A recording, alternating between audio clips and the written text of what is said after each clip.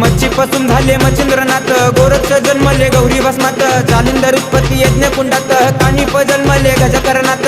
अलख निरंजन नवनाथाय नमः, अलख निरंजन नवनाथाय नमः, अलख निरंजन नवनाथाय नमः, अलख निरंजन नवनाथाय नमः।